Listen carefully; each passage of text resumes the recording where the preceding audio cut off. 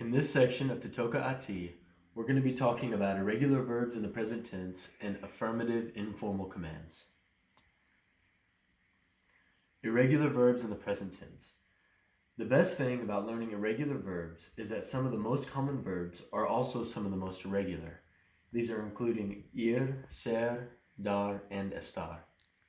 This is helpful not only because we already see these verbs often, but because they are some of the very first verbs we learn when beginning to understand Spanish.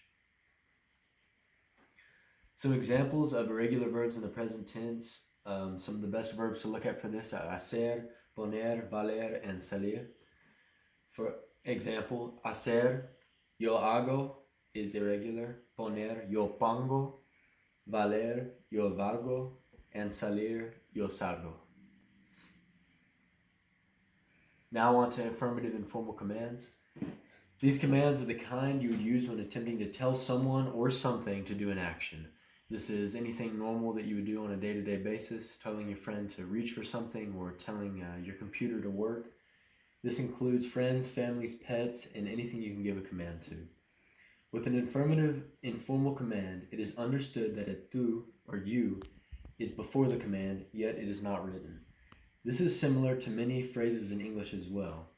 An example I imagine would be if you wanted to tell your friend to aid you with a project, you would say, "Come help me," instead of "You, come help me."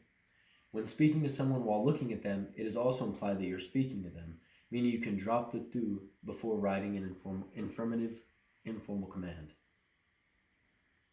Some examples of these include mover, mueve esas sillas, move those chairs.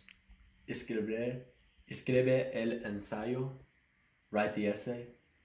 Tráelo, tráemelo, bring it to me. And dilo, díselo, tell her. And the top two are verbs and the bottom two are phrases that are put into one word. Some helpful hints I found while going through this. Irregular verbs can be tricky, but remaining confident in the very basic verbs, such as ir, ser, dar, and estar, will keep you confident in the future.